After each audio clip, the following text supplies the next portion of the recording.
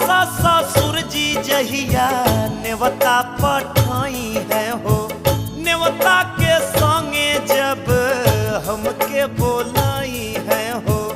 घर भर के साया साड़ी कपड़ा लई कवन के, कपड़ा लई कवन के लेके आई बस ससुररिया सजनिया हो, लेके आई बस ससुररिया सजनिया।